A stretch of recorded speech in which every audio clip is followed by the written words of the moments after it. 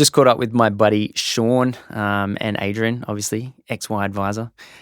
These guys, over the last couple of years, have changed their business direction a few times, but have ended up in a position where they're trying to make efficient that piece between, when you meet the you meet the client and then you hand on to the paraplanner, that sort of really annoying in-between part. We cover a few different things. We get into some, jovial positions, certainly around Adrian Patty, which is always, a huge highlight of my life, is any chance I get to make fun of him. But yeah, like it's a great podcast to hear about some views on the future of advice, and hopefully you enjoy. This episode is proudly sponsored by NetWealth. Launching nearly 20 years ago, this ASX-listed company is ranked number one for overall platform functionality and user satisfaction by Investment Trends for the past 3 years. As the financial advice landscape changes, it's important now more than ever to embrace new technology and enhance the way you do business. With this change comes your chance to innovate, explore new perspectives, and realize new efficiencies. NetWealth is here to support you on this journey by providing you market-leading technology, excellent customer support, and expertise to help you innovate in your business. Visit the NetWealth website to learn more and get the PDS which clients should read before making a decision. Products issued by NetWealth Investments Limited. G'day. How's it going? What do you know? Strike a light. How do you not get annoyed by that when he does it? Shaun, what's happening, man? Not much. Good afternoon. Thanks for having me along. Nah, look, it's a pleasure. It's kind of interesting having you and Adrian here at the same time, considering you guys are business owners. But right here, right now, it's me and Patty versus you, good sir. This is XY time right now. Yeah, totally. I was kind of hoping he wouldn't be here so we could throw the boot in. But No, we're going to kick the boot into you. It's all on. Just very briefly, met Shaun at Dixon Advisory. He was there for one day. Well, we were in the office for one day together. He doesn't remember meeting me. I remember meeting him. That's how we pretty met. Standard occurrence. The class. Pretty standard. How did you guys meet? Just through you guys. Yeah, through XY. Yeah, that makes sense. Yeah. And in a lot of ways, Shaun, you've been sort of an honorary member for a long time of XY, sort of helping us, take chances and help us with some key decisions over the years. And then you've obviously teamed up with this attention to detail connoisseur over here. Amongst other things. Yeah, it's been good to watch your journey. And yeah, it's interesting that we actually met in the first workshop I helped you guys out with. So.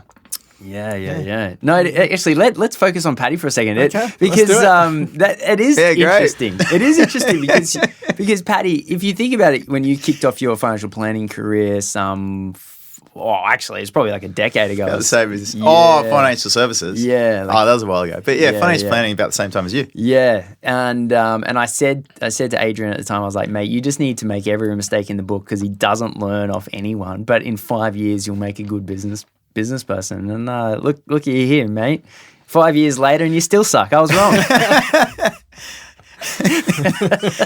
I'll let Shaun answer that one. He's actually improving significantly in the last 2 years that I've seen. Yeah. So, no, it's been an interesting journey. Can't take all the credit myself, but I'll take some. Yeah. Well, I guess the combination of working with Shaun and Clayton. Yeah. It's been a good influence on me. Yeah, man. I mean, this whole idea of financial services, I think it's real easy to make easy money. I think in financial services, if you want to make easy money, you can make easy money. I think the struggle starts when you try being idealistic. Try to change things. Yeah. Rock the boat. Do something different. Yeah. Also, work out of a purpose and work out of wanting to get a better outcome. I think, which is where I guess I and you both have been on a journey. It's very easy to just get on the gravy train and to stay there and to and not rock the boat. I think it's a lot safer. But for whatever reason, I think one of the things that unites all three of us is our desire to sort of push the boundaries. So here we are, with fintechs and all these other things, and it's crazy. Didn't plan to start a technology business. That's for sure. Definitely not at the top of the list. Yeah, Hey? but fairly happy with especially if you've been familiar with Shaun's technology prowess, you would definitely not pick I'm it. I'm a product manager now. Yeah, It's exactly. interesting for He just someone needs an with interpreter to the least technology. That's technology understanding, but it does kind of work. So. It does. Yeah, you get that sort of layman sort of look on the tech. It's like, why are you doing that? I'm like, oh, good question. It is. It's an interesting thing. I think what you guys are trying to do. I think a lot of people have tried to solve it. Right? It's not exactly. I mean, you're taking the inefficiencies of the industry and trying to make it more efficient. And how many things can you improve there? That's really the question. I mean, there's an infinite amount of things that need to be improved upon. I think one of the things that I like to imagine is if financial advice had a maximum of, say, $500. Like how could you provide advice? You know, if you see a lot of things getting handed down by the initial report from the Royal Commission, it's a lot of there's messages getting sent, and whether they get accepted or not is one thing or another. But a potential message or worst case scenario is that they almost want to get rid of financial planners or squeeze them to the point where they're forced to leave. And so I like to imagine, what happens if, and so Shaun, I'd like to ask you that question. How would you provide advice for $500? Personally, it's a tough question. Very tough. It'd be difficult to do in the current compliance regime, that's for sure. Why? It's like, I got to go talk to my tech team. Yeah, can you just sort that out in the back end, Adrian? Adrian, just automate that for me. It's very, very scoped advice. You got to be really good at scoping stuff out. That's what. Yeah, look, I think it's in the current retail market today with the compliance requirements, you can't do that commercially. Why? Because you can't tick the boxes and jump the hurdles that you need to do to deliver quality advice in a compliant manner, even in a scoped way. Like, really, how cheap could you do it if you were scoping it right down? Okay, Map My Plan can give you a financial plan for free, though. Yeah, that's not a human. But what happens if you're just a human that uses Map My Plan? Well, any time a human gets involved, there's double standards about what they have to do. That's a good point. They've got file notes. They've got a computer doesn't have to write file notes. That's a fucking huge element. That's $500 going just on a file note. Maybe on your file note. No, not on my file notes. The system's file notes, maybe. And look, the system. That's why we need the system, because some people their file notes are worth about $5 of time. Audio. What about just an audio? The systems will get better, but there's a long way to go. Okay, let's theorize. Let's say audio file notes are fine. They automatically, something that we use a lot of is Marco Polo, which is a super highly efficient piece of software where it's because Snapchat for old people. Yeah, Snapchat for old is the best way to articulate it because as I'm sure you probably know, Shaun, with us XY guys, we don't get together that often. And so we do a lot of digital meetings. And I tried to get everyone on Snapchat so that we could Snapchat just each other. And the boys were like, no, that's not happening. And so when this came out, it was hugely valuable. But why isn't there a software or a piece of software that you press start, talk into it, press stop, and then send it and attach it to the file note on your CRM? What's going on? Well, we had this same conversation today. Yeah, there's a couple of elements. What organises that conversation? What do you mean?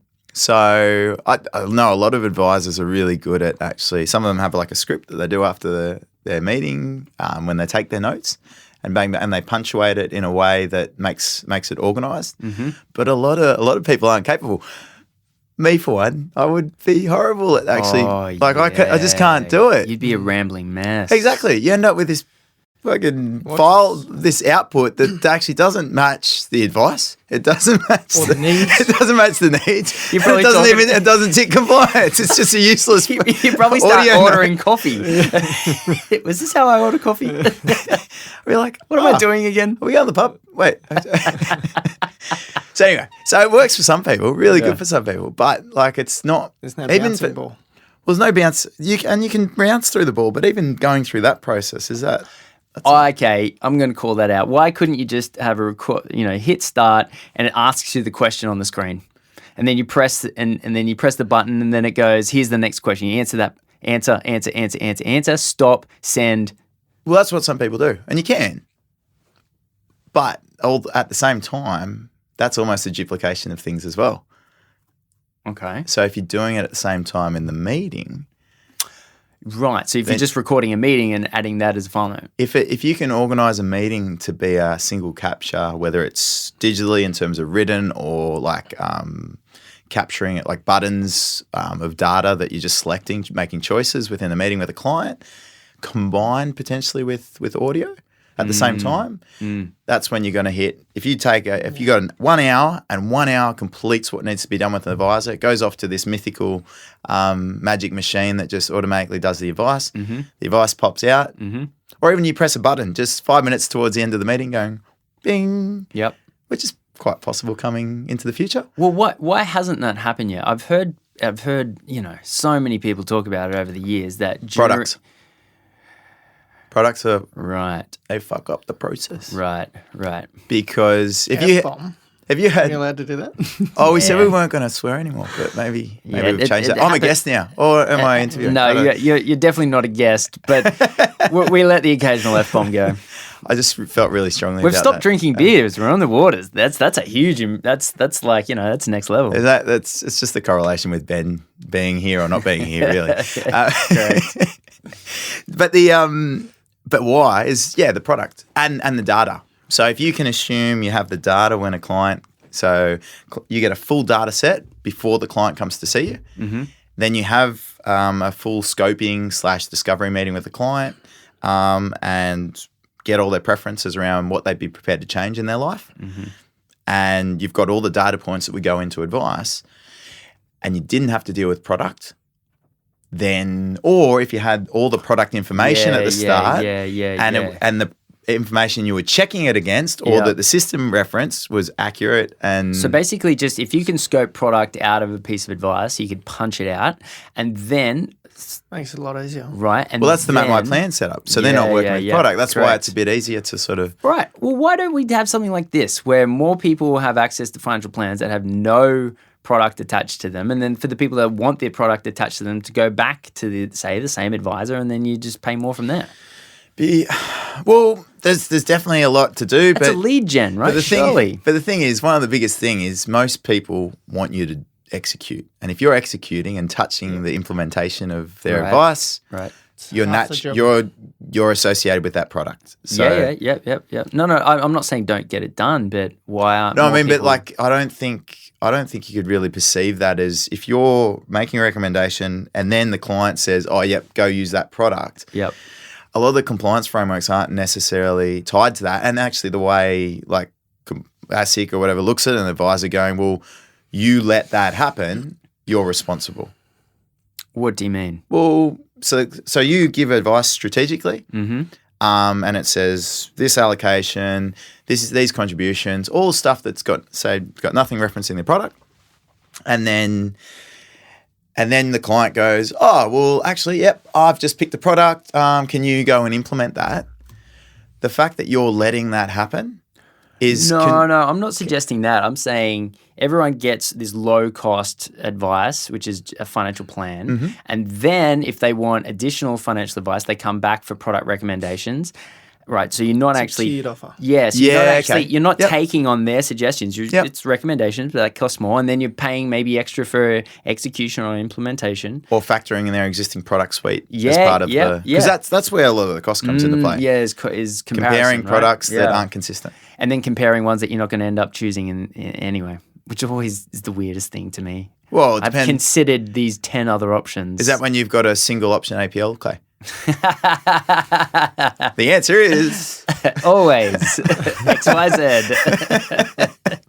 Yeah, imagine that. Why no dealer groups I don't think have you need built to imagine singular- much. You just need to go to a lot of the institutions, actually. Oh, Patty, fighting words.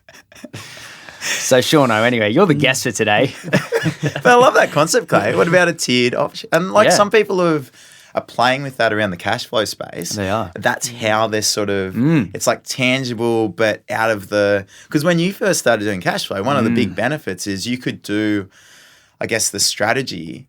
And because simple deposit products weren't factored into Financial plans. you didn't get burdened with all that costly sort of process that goes around it. Yeah, it was an advice letter, 7 pages. Great, fantastic. I'll never forget delivering cash flow advice for the first time. It's not even something I set out to do. I had a client come in and he was my age and we were like 30. And he goes, mate, thanks heaps for the super insurance advice. Really appreciate it. What can you do for me today?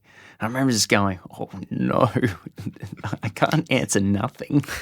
So I literally had to go and replicate the banking system that I had built for myself as a 22-year-old, university student, and then figure out a way to use products in order to provide it for him. And I'll never forget, that was such a crazy, crazy time. Didn't know anyone else was doing it at the time. Turns out a couple of people were. Well, it was one of those situations where, good question. Yeah.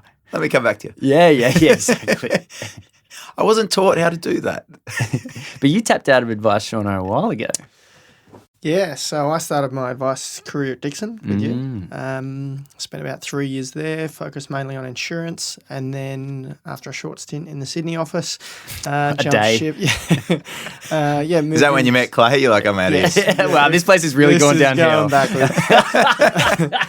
And so, spent then a period of time at BT and in Charter as a partnership manager, sort of. What was on the BT like? institutional side.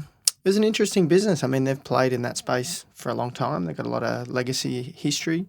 Were you in the licensing area? Yeah, I was in Securitor, and they were sort of consolidating a few things. Magnitude was taking off. It was an interesting business for sure.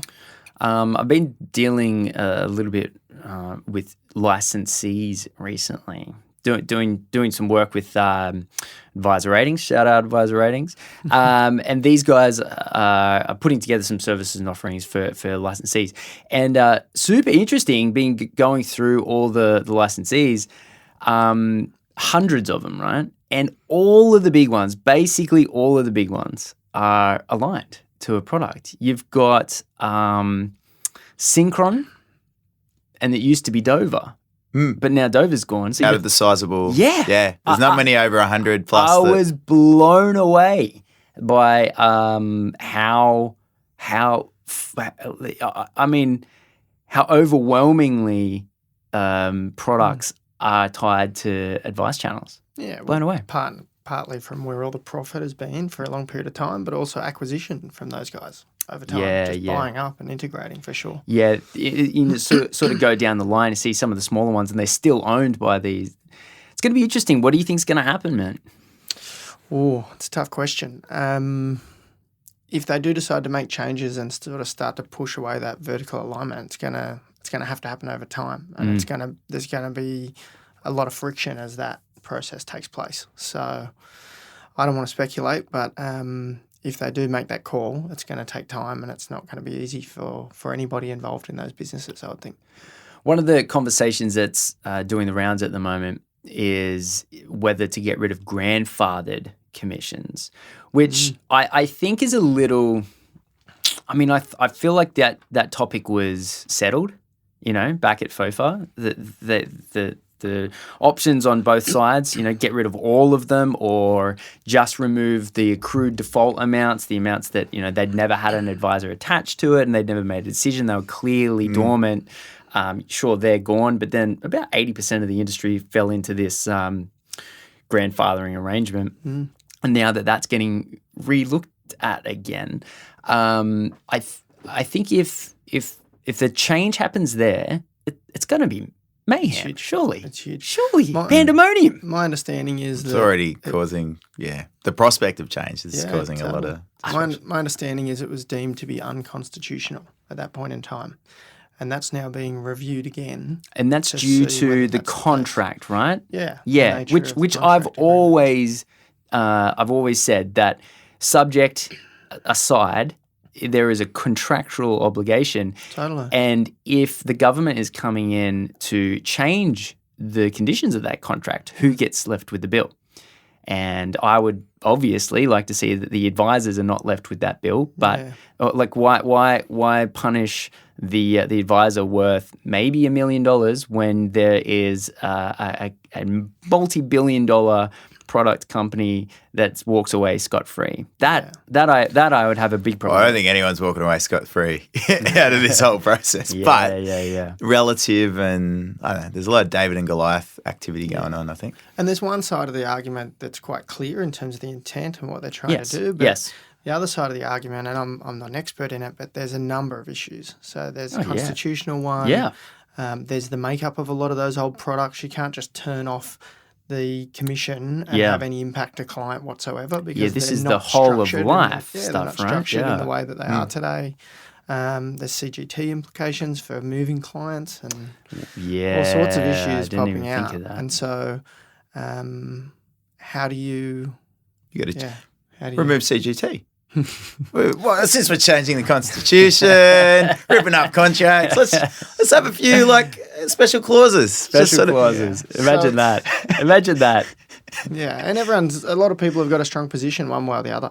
I think you've put forward in that environment. Yeah, if we could figure out, because I think everyone agrees to the concept of no grandfather commissions. Like it's a very basic question. Like, do you think people should pay for nothing? You just, it's obviously you say no, right? There's not really a counter argument to it. But if you look at the complexities, I think there are reasons why it does get difficult.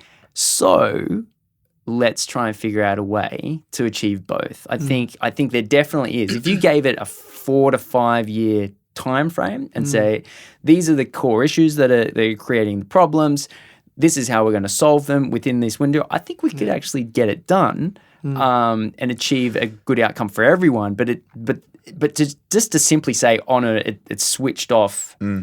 That's like 50% of the industry is going to die overnight. Yeah, it's a big impact. And when you think of all the other changes that are happening over the next period of time, right, with FASIA coming through and everything else that's happening, with that and potentially, and again, who knows what the likelihood is, but potentially decoupling of the vertical integration, those two things are just unbelievable impact. Well, it's the only reason, like if you look at the change that's occurred over the last few years, it's the only reason that you haven't had more decimation of the industry than has happened, because you had that buffer of all these costs coming into a business that was cross-subsidizing, like, I can't charge that anymore. I've got to put my prices up, or like the gradual realization that you're not covering your costs to deliver initial advice, some of the ongoing services, depending on what people are doing, that was actually giving a buffer as that was going on. You would have had a bigger attrition in the industry of advisors already, like without that buffer because of all the change. So at least you've sort of had that change wash through in terms of people adopting the higher cost structure,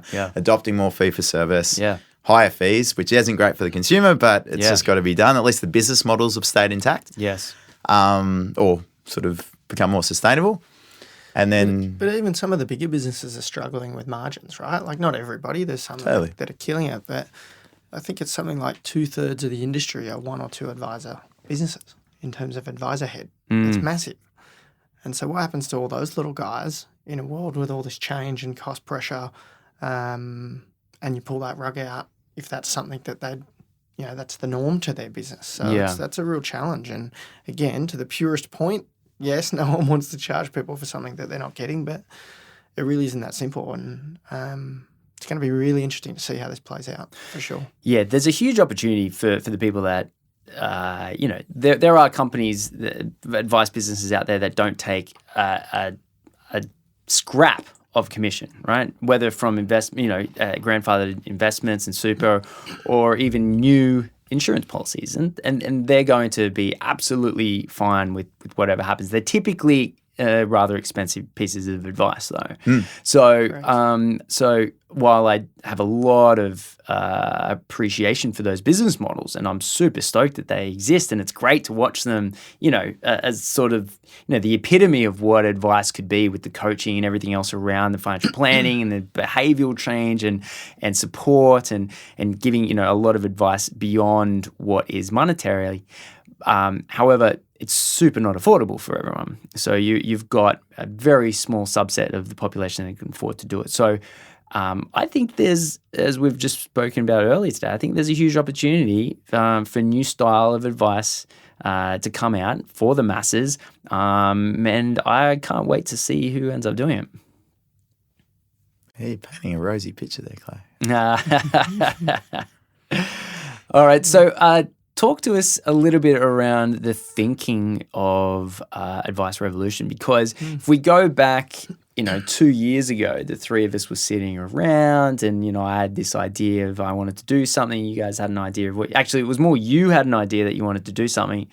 And then you're like, oh, Patty might be able to help. Patty likes doing stuff. Patty likes doing stuff. He's great at starting businesses. Does heaps of stuff. And then what you didn't realize is Patty also likes to turn his business into what he wants. And so we've got this. We've got gravity. Oh, you can say. Because if you think back to the business plan that we sat down to speak about all those years ago that you did through your masters on, and then Patty walks in, he's like, actually, let's do this instead. Hey, I ran with that. Ever so slyly over the years, it's gradually gone from this over to here. Hey, we're just getting closer to the market's pain points. That's all, Clay. That's all that's happened. But I don't know. It only makes sense, I guess, if Shaun can tell a bit of a narrative around, what's occurred. It's been a bit of a journey. I think you got to go right back. And so for me, coming out of the Dixon environment, coming from a manufacturing background personally, coming into the Dixon environment, which is a large-scale machine that's run, pretty efficiently, as you know, and then coming into the licensee world where you've got businesses of all scale and all levels of sophistication and all levels of efficiency, was just mind-blowing to see that contrast of how some of these small businesses were operating. And when I look at a service business, I look at it with that kind of manufacturing process mindset, and I was just shocked at what I was seeing. And so, over time, I sort of evolved my own view of how I would go about building an advice business, what that model would look like, and where I landed was organic referrals, so a JV model with partners, and we decided the accounting industry to get organic growth rather than doing the book buy concept and ending up with this messy mismatch of clients and offers and technology. Centralize the back end so that you could deliver a really efficient, scaled performance on the back, and operate that across multiple sites was the concept. And so, there's some complexity in that, but there's also some simplicity in the way that it runs, because you need to. If you've got clients coming in and you've got a machine in the back end, then it's very easy to sit advisors in there to do the job that they need to do, as you would have experienced in the Dixon environment, right? Because you only have to focus on that one element. Yeah, it's very specific. So we set out to do that and spent, probably 12 months, pretty much all of last year, with that concept and design and time in the accounting world. And made plenty of new friends. Yeah. We met all the cool people in the accounting industry. And it only took us a year. Yeah. Really? How is the guy? Mostly girls. Yeah. Well, then if you throw the bookkeepers in, geez, it's like the inverse of financial advice proportion of male to female, the bookkeeping industry. Yeah, right. So we went down that journey, and look, we got very close to executing on that, and we were looking at partnering with Charter, and looking at leveraging some of the startup benefits that were available through the institutions. And with the Royal Commission hitting and some delays that we'd faced at that time, all of those things got pulled away, and so the funding to deliver on the sort of scale of business that we had in mind was no longer there. Which was hard to take amongst the disruption that was going on broadly. So we licked our wounds a little bit, and at the same time, and to your kind of joke earlier, the technology that I'd sort of asked Adrian to come and was this something you want to get involved in, was to solve some problems with technology that hadn't really been solved yet. Yeah. So both that was bringing together technology to enable the business model, but also to solve the problem of sitting advisors in different sites with a completely isolated back-end team and make sure that they could nail the delivery without all the errors and rework and pain that even some of the best scaled advice businesses still struggle with today. What's that? What do you think advice businesses struggle with the most? Regardless of the scale, but it's clearest to be seen, I think, in a bigger business, is that you have information coming from an advisor. So when you have multiple roles, you've got an advisor, you've got research, you've got paraplanner, you've got an admin or implementation team. The advisor's great with the client. The advisor's trying to focus on the client, making sure they have a good time, making sure they're building the rapport. But it's that transition of the information to the team to do their job is where things break down. So it's written on the back of a coaster and they throw it through to the team, and the team's got to make stuff up, or they've got to make assumptions, or they've got to go back to the advisor, or somebody's got to go back to the client. Yes. And no one thinks about the inefficiency of all of that process. Yep. And if you're trying to do that, again, across multiple sites with a team that isn't even in the same office as the advisor, then that problem gets amplified. Small businesses face that problem. Single advisors doing the whole job face that problem, because if they don't catch it up front, they're the ones left trying to fill the gaps because they haven't asked or haven't got all the data that was relevant. And Adrian had a really clear vision that was clear in his mind, but he probably couldn't articulate it clearly to me at that time even, but I could see that. I don't believe a word of it. Paddy being unable to clearly articulate himself. You're telling me I wasn't concise about something. but to be, full credit to him, it was clear in his mind that this was possible, and he was coming at things from the purest advisor-client experience. How do I stay focused on the client, get everything I need so that I'm not anxious that I'm not going to deliver on my audit requirements, or I'm going to have to go back to the client and look like a fool, or whatever it might be. And so, so as that technology started to really take life, we, and through engagement with a lot of advisors in the industry that, Adrian and I were bringing in to sort of give input to what we're building, we realised that we had a product there, a digital product. And there was no intention to actually design a product. Correct. It was purely about how do you solve this problem. Solve the problem. In the business that you were looking to create for yourself. Correct. And so we had startup packages that were going to be the petrol into the engine. And the way I kind of think about it, this is sort of the turbocharger that was going to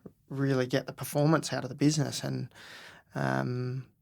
then it was literally 3 months ago probably that we made the clear decision that let's actually productize this thing. What do we need to change to give flex and accessibility to anybody to have this product and to pick it up and easily integrate it into their existing processes or systems, which coincidentally turned out to be pretty easy.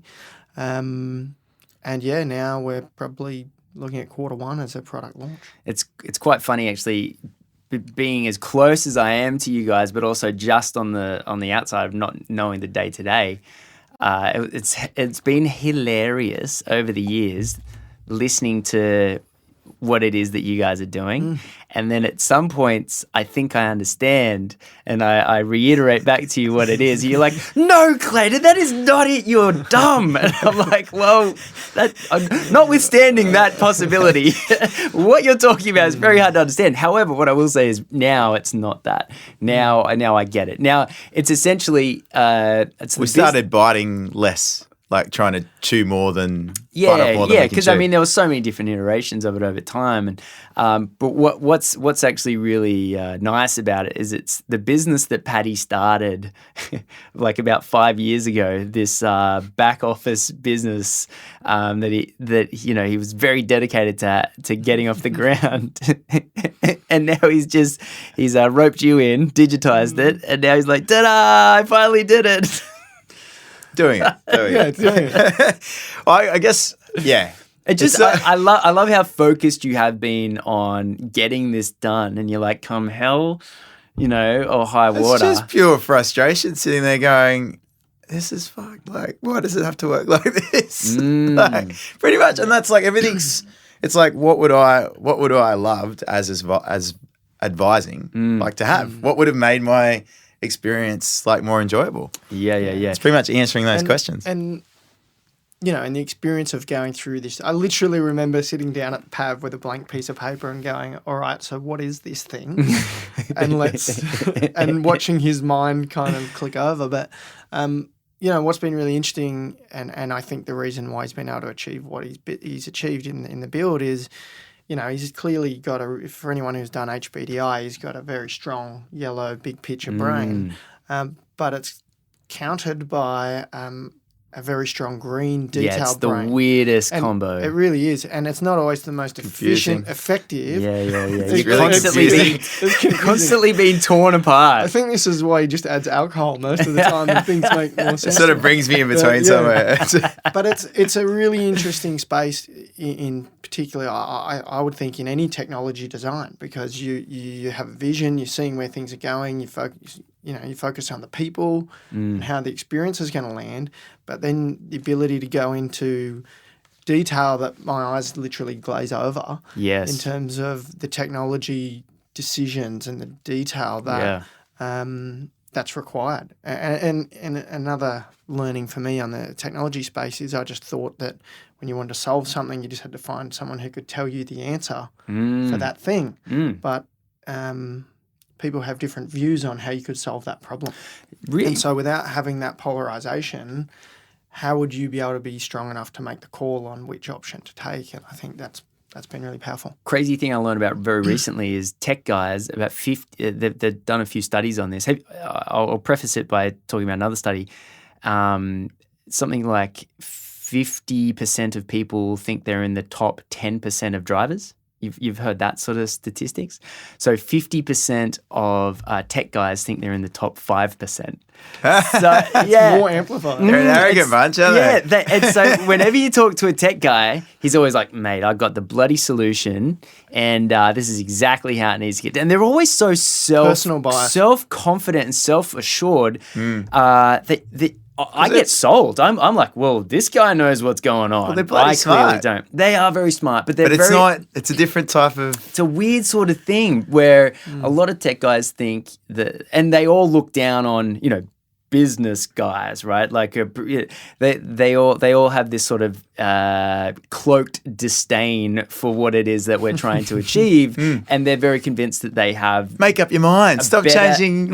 a better answer. But the facts are like, at the end of the day, we need to work together with these tech guys. These tech guys and product design people need to work together. So, eventually we've got to figure it out. It's like, I think there's less in common I have with a tech guy, like the concept of men are Mars and women are from Venus, right? It's probably like tech guys are from Venus and business guys are from Mars kind of thing. It's and Clayton's from Saturn.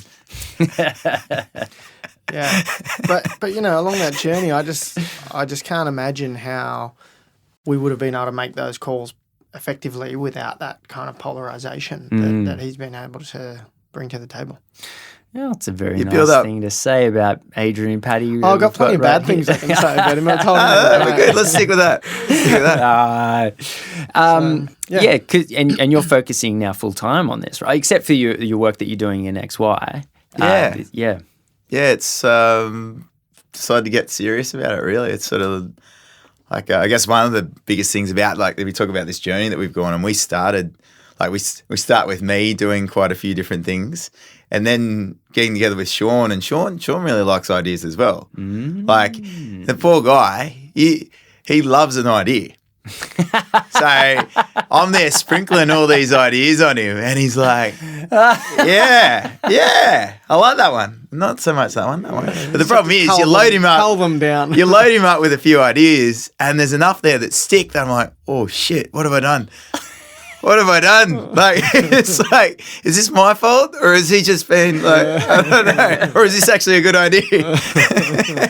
So we were doing a lot of things at the same time in our journey along like this last couple of years. This last couple of years essentially. And I guess I've refined what I'm doing, like my personal scope's been refined, and then also what we're focusing on has been refined. It's just constantly like the journey to that destination has been, I guess, really, it's just been a discovery really of like what's more important. Because you then you take on a few different things and you get a bit overwhelmed and you're like, okay, shit, we can only do so much, chunk it down. And we did that like 3 or 4 times over this last period of time.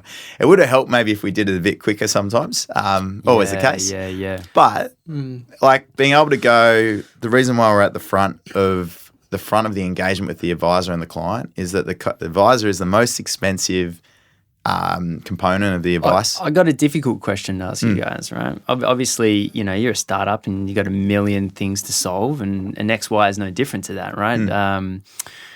So I have the feeling that you can't fit people into, confined boxes, that everyone has a situation that can't just be tick boxed. Now, you guys are developing a process that requires things to be ticked boxed. So what do you think about that conundrum? Well, you answer it because I'll be a bit more. I'd say that those boxes need to be ticked regardless. And so the tool or the platform really just enables a human to go through that process in a flow that makes sense and as efficient as possible. So whether you have the platform or not, to deliver really good quality advice and to do it compliantly under the regime today, then you really need to do those things anyway. So regardless of my philosophical thought, it needs to get done. Yeah. I think so. What's your perspective on that? Well, I think there's definitely a romanticism around advice, and I guess it comes from a bit sort of if you're going, well, what's my value? And I think a lot of people struggle with the concept of a computer being able to synthesize that relationship with the client. And I think the argument is that a computer's not going to synthesize that relationship with the client. You're going to synthesize it. But what you say to the computer can still be categorized in a way that systemizes that. So to make it clear, it's like, okay, well, sitting in front of the client, you're discussing, you're teasing out that whole journey with the client, getting them to express themselves, getting them to open up about things. That's your job there. You're bringing all this input into the advice process essentially by that. Now, how do you capture that input? Now, like what you're doing, that interaction to get that information out of them that's the real sort of human magic that's going on. But what they're giving to you can always be put into some sort of box. Sure. So there's like, I'm not happy about this, or I'm happy about this. There's a range of human emotions, a range of human wants and needs, and they can all be categorized. So it's just about if you accurately capturing that from the individual, and if you accurately capture that and categorize it, it then digitizes it. And I got a belief that like the next step in the advice process in 5 years' time, it could be a click of the fingers and everything else is done. Because everyone's digitizing the quantitative data capture. So you're getting all the assets, liabilities, people's financial situation. But it's how do you digitize that human element, and what are those components that represent I guess the human side of a client, their values, all that sort of stuff. We've used the human language to categorize all these things. It's just about how do you extract that and put it into an organized sort of framework. So what price point are we talking here, boys? So this isn't a $10,000 a year client. Is this closer to We're not setting a price point. Like in terms you're talking about for the platform? No. So what type of client? What type of client? What current state or future state? I have a pretty clear view on this. Yeah, what's the perfect client? I would say ultra high net wealth is out. Yeah, right? that's what I was saying. I would think maybe really complex advice for a high net wealth client would be out. Mm-hmm. Yep. But anything down to scoped advice for a mass market client would be in play from there. So you're I like to use the word attempting, but people always get offended when I use the word tempting. They say, no, I'm doing. But you're attempting to McDonald'sify financial advice. Oh, Portos. Well, that implies Combined with Subway. It's quite healthy. but that implies that that's what's going to be delivered to client, and that's really not. So that's not the way I think. Are you guys about it. delivering the SOA at the end? No. So what it is Right. is it's a platform that the advisor uses from the first touch point with the client Yep. through to the handover to the back end team. So it To the does paraplanner. Yeah. So the research and So paraplanning. it's filling in the gap between advisor and paraplanner. Correct. It's so a paraplanner can get the work done quicker. How do you make a paraplanner love your advisor? Like, how do you make them not sit around going, what the fuck is he just written down there? It doesn't Right. impact the advice. It doesn't impact the way that the practice delivers their service or what their service is. It just optimizes the advisor. Right. So we've cut the advisor time in half from industry averages, and we've packaged the information, more information than arguably any practice would probably capture today, and packaged that and handed it over to the team in a really effective and consistent way. Yeah, right. Quite the undertaking. Yeah, he's spent a bit of time. It is a frustrating piece. I mean, it's probably the most frustrating piece. Is this piece that you're talking about? It's like you've just walked out of a meeting, Clay. Great conversation. And you're like, fuck, what's the compliance requirements again? What do I need to What do I need to write down? Like, So how much of it can? Okay, let's talk about it in a real world scenario. Are they doing this sort of stuff in the meeting, or are they doing it before, after, when? Yeah, so it's up to the advisor if Okay. they want to share the broader discovery journey with the client or not. But ultimately, whether they're doing it with the client with the tool or whether they're using the tool themselves after the meeting, that's the complete data capture that you need to be able to push that down the line. So what happens if you guys like get the best product imaginable, right? It just nails all the problems, right? And it's excellent. You're super stoked. And the Royal Commission comes in and changes everything. What's going to happen? doesn't affect it. That's actually ideal. Why? Well, we're not doing anything that's affected Because by the it's Royal license Commission. agnostic. It's easy for a practice to pick up. And I tell you what I'd love to see come out of the Royal Commission is a one-page advice. Go back to that. That'd be excellent. You know, I think a lot of this stuff that we're capturing is redundant. A lot of it's not necessary. A lot of it's just the tick What boxes. sort of stuff? Okay. Like, let's say, because we're talking about being able to punch out advice, right? Mm-hmm. So essentially, like giving people, potential clients or clients, an excellent human interaction, and then making everything efficient that's not client focused. So, I mean, if someone walks in and has a 2-hour meeting with you, and then ultimately it turns out that they need to put $20,000 aside into a bank account for the next 3 years, that'll pay off, some credit card debt and push them in a position where they can save for their kids' university. Let's say it's actually really simple advice, but I need to sit there and collect the depreciation on the car. This is just not nonsensical, right? So why can't I? That's what I would love to see coming out of the Royal Commission is that we go back to one-page advice. Because there's no commission, right? I think commissions came in. Commissions is why a lot of this compliance came in.